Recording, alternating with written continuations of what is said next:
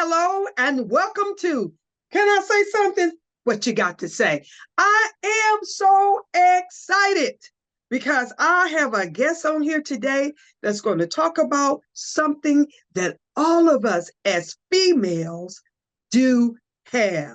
We all have one, and we are, we can all stand to get some information on how to treat that gift that God has given us, how we can treat that gift better. And so today I'm going to introduce you to my special guest, Abena Adu. Did I say that right, Abena? Abena Adu. Abena Adu. Yes. Okay. Abena Adu. Okay, is my guest on today. She is the author of Dark Womb Redemption, and it is a book based on a holistic guide to womb wellness for Black women. Okay, so I told you she was going to be on today, and we're talking about something that all of the females do have. How are you doing today, my special guest? How's it going?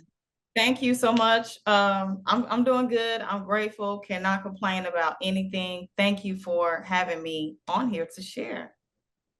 I'm excited. I'm glad you answered to the call because you have information that can be a blessing to all of us, even those of us who are pregnant, and those of us that are not pregnant. In this book, I found that you talk about various things, from sexual to just good womb health. And I appreciate you for making this information available to people. And so I'm hoping that my viewers on today catch something, hear something, find out about something, and most definitely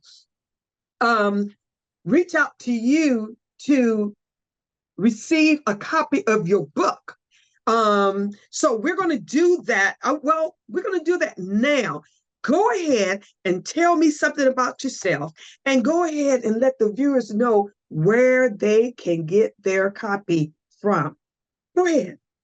Okay. Well, I'm a creative person. That's where my brand name is The Craftswoman. I started out doing nails in high school at the age of 16. Went on to beauty school.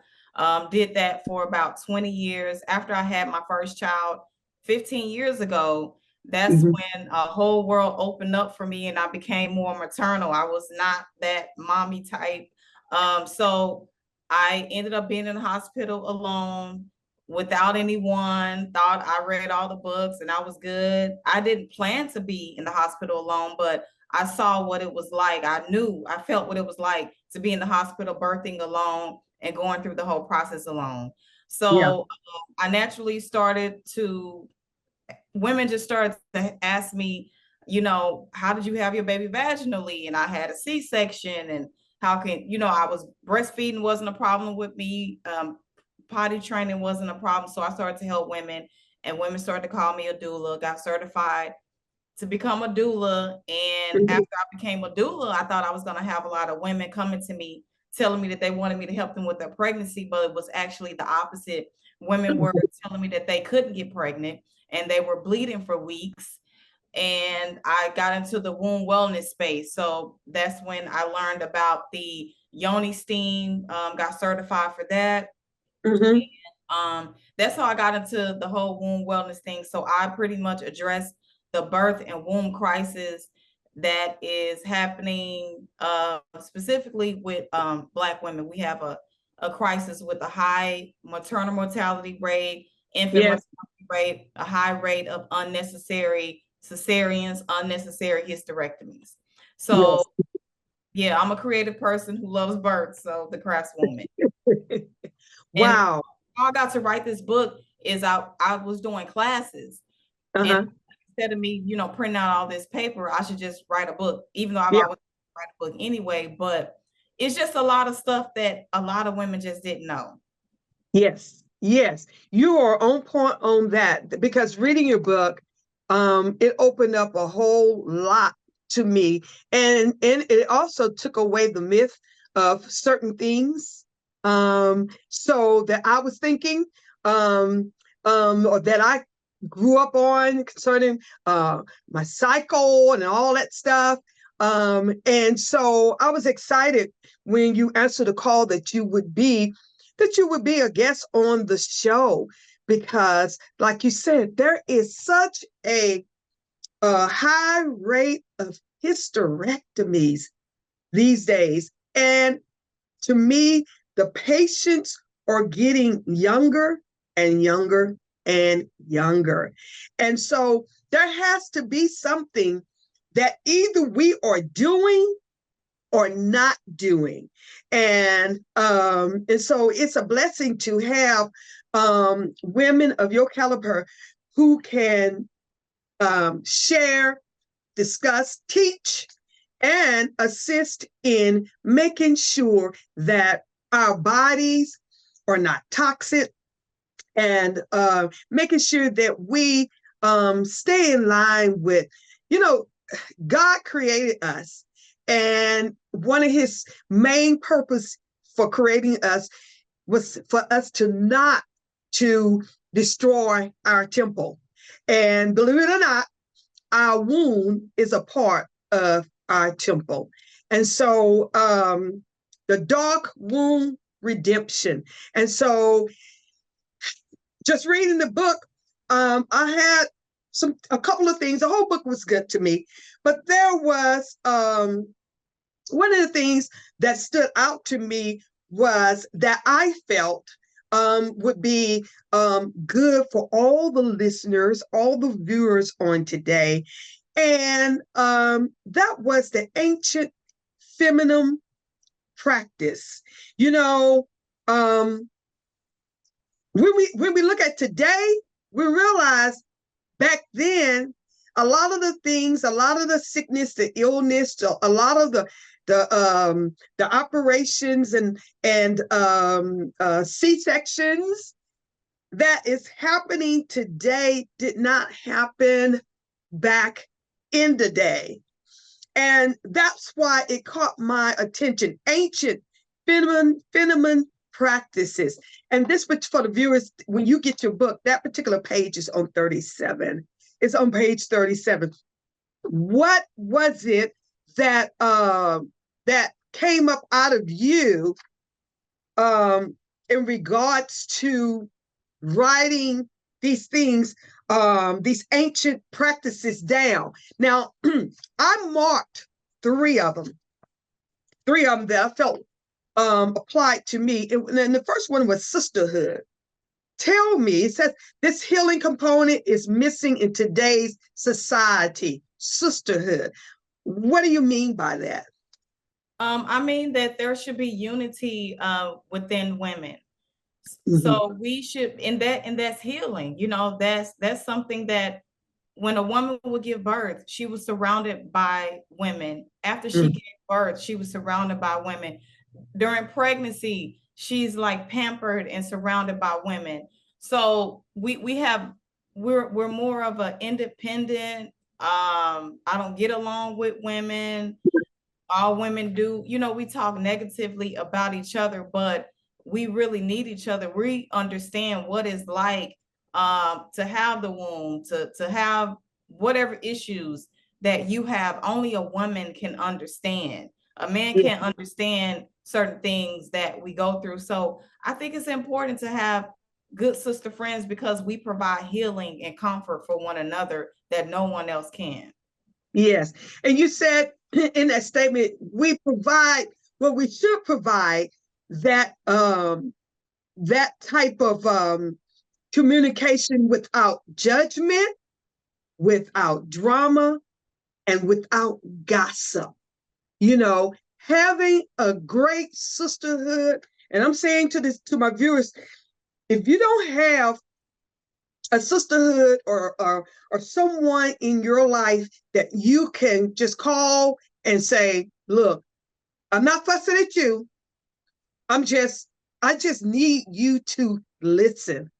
I just need you to stand up straight and let me lean on you for a moment. And when you have and when that person has listened to you vent, listen to what it is that you're going through, when that person has stood up correctly to be and I'm not talking about standing up physically, but stood up mentally to hear and receive what you had to say, to be a leaning post for you, to be a shoulder for you. When you have someone like that in your sisterhood, in your life, it can make life so much better for us as sisters, as mothers. It just gives us some outlet. And like you said, when back in the day, when the babies were born, there was women all around.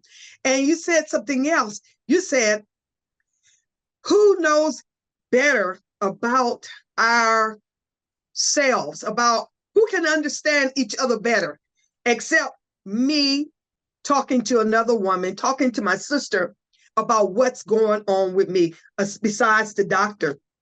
And so I probably get in trouble here, but when you said that, my mind went to the what we're going on with now, concerning abortions.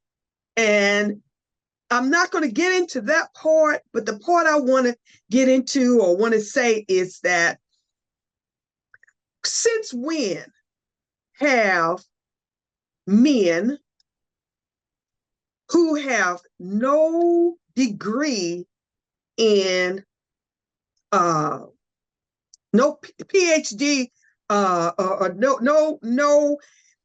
no type of medical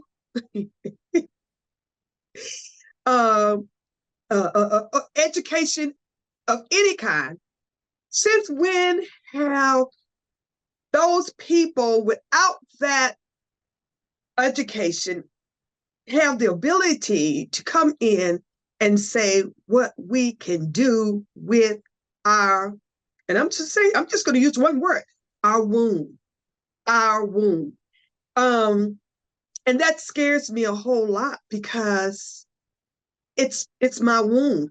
And so it just fathers me how people, males, can say what females should or should not do, and then those who are educated and whom we share our womb, our bodies with, and who gives us what we need to maintain our bodies, our wombs, which are the doctors who have the teaching, the knowledge, and now they have been put in a position where they cannot help us protect our wombs. I just wanted to just throw that out there because, the elephant was in the room when we started talking about this. But yeah, sisterhood is a good thing to have.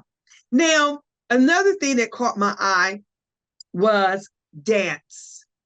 Dance, another ancient phenomenon practice, dance. Explain to me, what does dance do for us as women? Well, dancing is something we've always done. You can see we do it in the club, we do it in church, we do it when we're happy, to rejoice, to show like excitement over something. Your body is freeing itself, like it's loosening. It's just about movement, and we know that when you don't use something, you lose it. And so, like, as you see young children, they cannot stop moving. They just keep moving. But as you age, you stop moving. And that's what causes, your body to deteriorate. But dancing is freeing. Dancing, they call it, it's spiritual, so it can connect you with spirit, you know, when you dance. So I think it's important to dance, to free your body. Yes. Dancing is something that I love to do. I am I do it at home. I praise and worship at home. I praise and worship at church. And you said something about when we were children, how children are always moving. Oh, they just be moving, moving, moving. Girl, I can tell you today, I wish I could go back to the movement that I had as a child. Because, like you said, as we age, our moving to me, it becomes limited, especially if you wasn't doing a whole lot of moving you um before you begin to really start aging. I heard something the other day that said at the age of 60 is when your body takes on a total transformation towards aging. And that caught my attention because I'm 60 and my moving has become very, very limited because moving is something you don't realize what moving it really means until you cannot move um, like you used to, or when you cannot move at all. And so you were saying that now you said something in this right here by dance. You say twerking is an ancient wound dance practice. Really?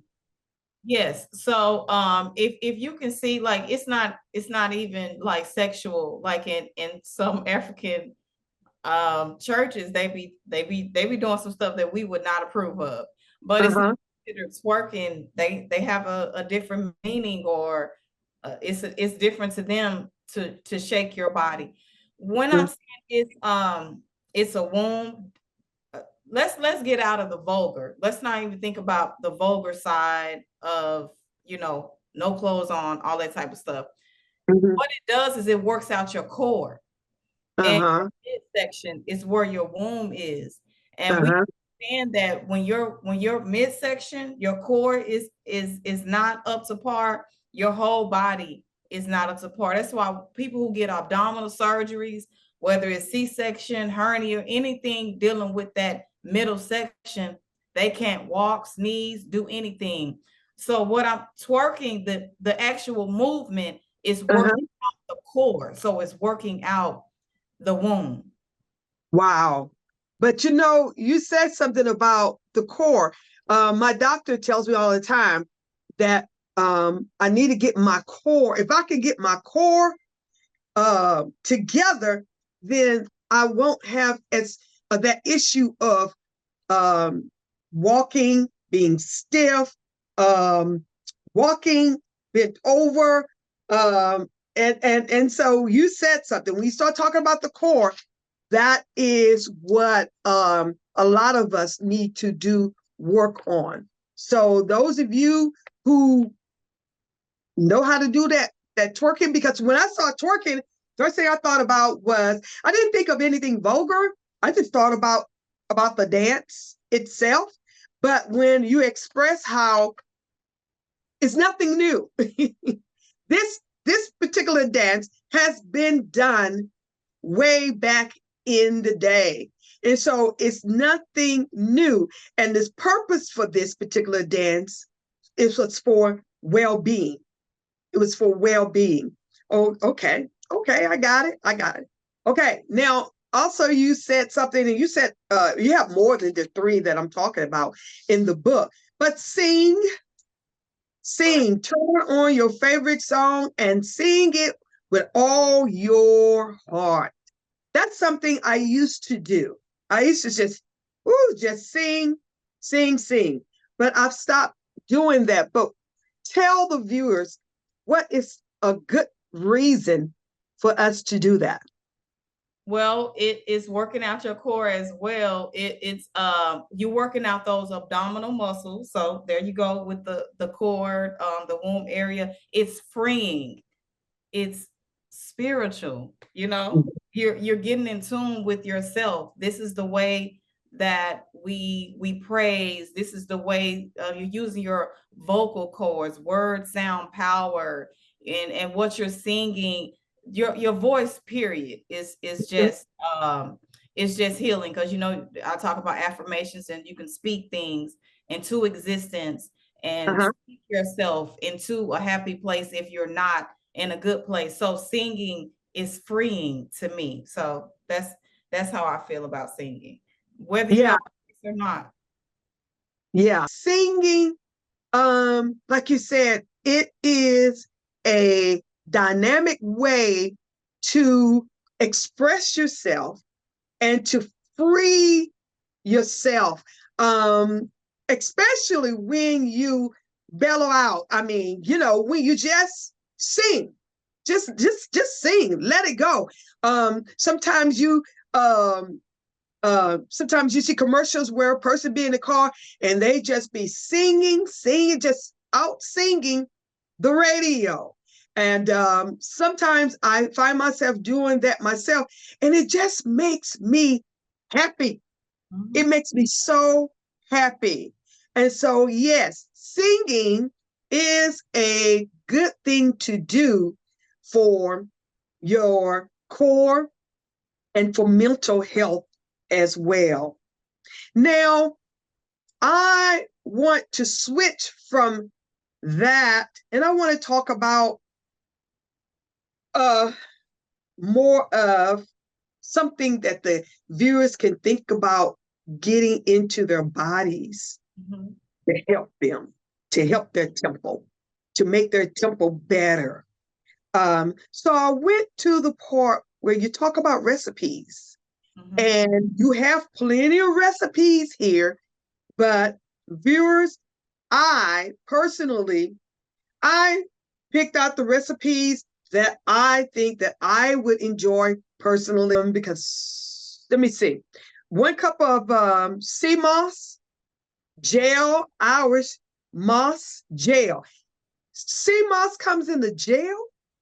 Yeah, so okay, so it can, yeah, so what you do is, it comes in like I can't explain what it looks like. I'm trying to explain what it looks I think I like. know what you're talking about, because I've done sea moss before. It was like, well, the one I did was in the package with little sheets. Yeah, yeah. So Okay. what you can do is blend that up. Okay. Yeah, you Oh, blend it up, okay. and it becomes a gel. Or you can buy the powder and you boil it with water, and it solidifies like a gel. Okay. So And as you, then mhm. so then you say you can use that, or everybody's familiar with this, um, aloe vera gel. Yes. And I know you can get that at Walmart. Everybody's familiar with that ingredient. And then you say add it to your favorite powdered herbs, and use 2 spoons of morina. Marina, Moringa. Yeah. Marina. What Yes. is that? Moringa is another, it comes into a powder form, or you can buy it in a tea. It's a plant that has a lot of benefits in it. So when I'm saying superfoods, really any good food is a superfood, but that's just the new buzz. That's just the buzzword, like organic, detox, superfood. And what it means is that it has a lot of nutrients, Mm-hmm, like overwhelmingly more, like a lot of nutrients to help with the body. mm-hmm, You have mm-hmm, antioxidants, help your body fight off disease, build your immunity, help with your skin, your heart.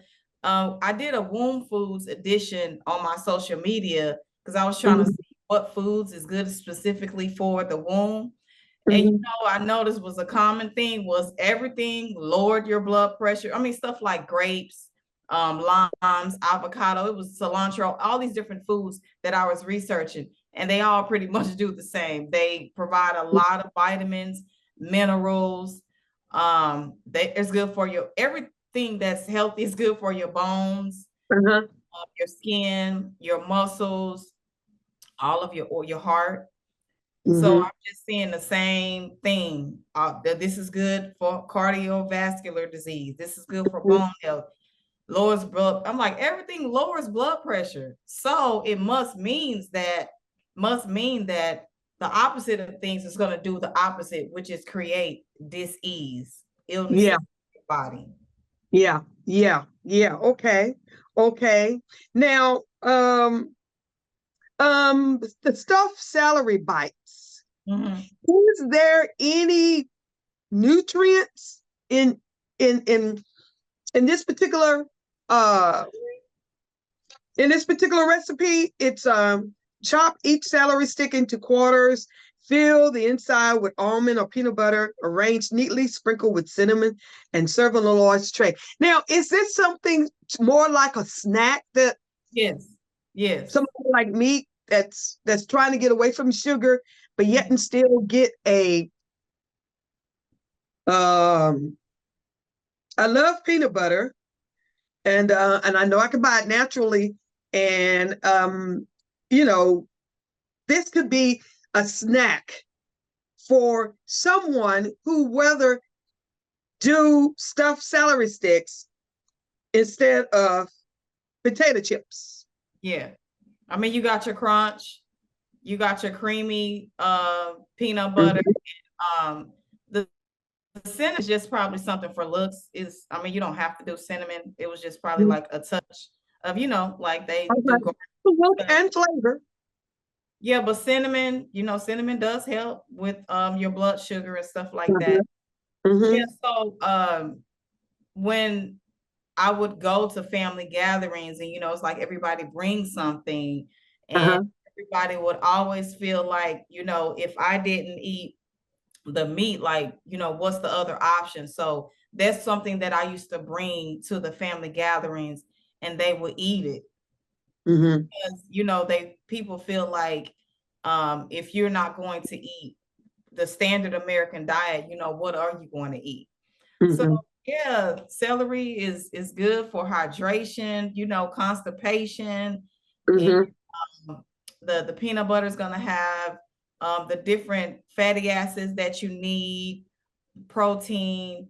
So yeah, it's a good snack, and I mean I like it every now and then. It's not nothing you probably want to eat every day, but it's just a good option as far as a healthy snack that's not processed.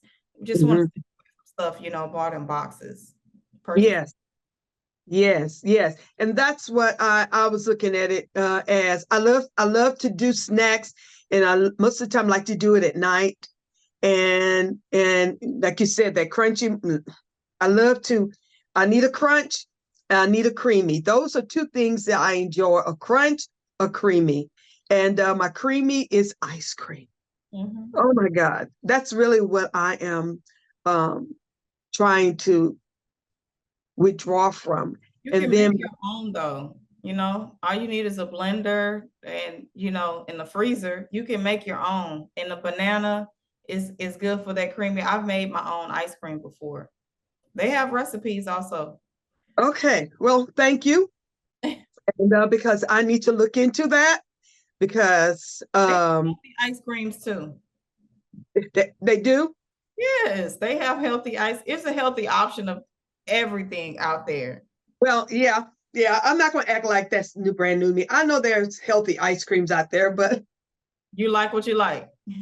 I like what I like. And if I'm going to do it, I might as well go and do it right. Ben and Jerry. So, but before we go, the road to redemption, breaking the cycle of any dysfunction is necessary for redemption. Let the healing process begin with you. You talk about taking the necessary steps, and we only have time to deal with one of them. Viewers, listen closely. The very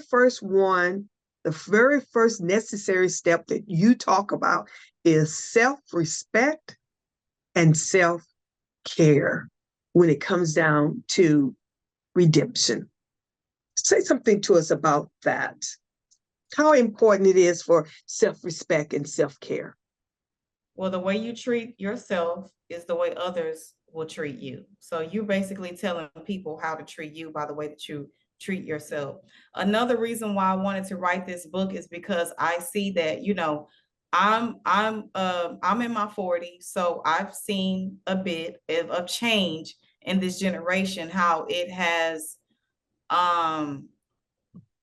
everything has become demeaning. Not everything, but like when you look at the media, the TV, the music, The commercials. derogatory, over sexualized. And we, as because I'm writing this book to Black women, of course, anybody can benefit from it. Mm-hmm. When we think of Black women, it's not, we don't have that self-respect the way we used to, the way that our grandparents would dress up every day, you know, wear a suit every day, no matter if they're just going to the store, going to the market. They have self-respect for themselves. And the way that you show up is the way people will treat you in most cases. But having respect for yourself, it is something that you have to do before you looking in the mirror, before you go out and you face the world. To people are looking at you, so you have to respect yourself and treat yourself. So that's when it comes to how I'm going to treat my body. You know, this body is all I have, so I need to treat it good by thinking about who I'm sleeping with, who I'm spending time with, all of this stuff. So yes, self-respect, you have to have self-respect, number one. Yeah.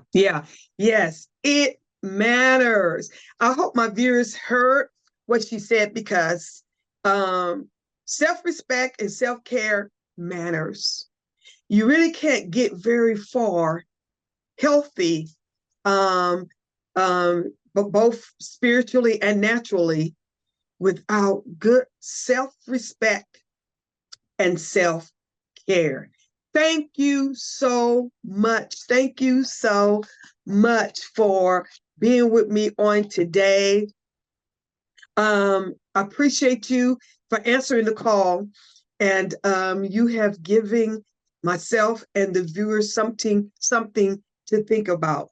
And so again, I want to just tell you thank you. Thank you so much for having me. And for those who's interested in getting the book, how can they reach out to you? Okay, the book is available on thecraftswoman.com. It's available also on Amazon, but of course, you can support me directly. Go to craftswoman.com. We ship the next business day, and it's free shipping. And I also have a YouTube channel, The Craftswoman. I'm on TikTok, Instagram at The Craftswoman. You can sign up to my email list to find out where I'm going to be, the classes, everything that I have to offer. So thank you again to the viewers. I hope and pray that you heard something that was a blessing to you, something that you can look forward to inputting into your life, and something that will cause you to move forward. This is, can I say something? What you got to say? See you next time.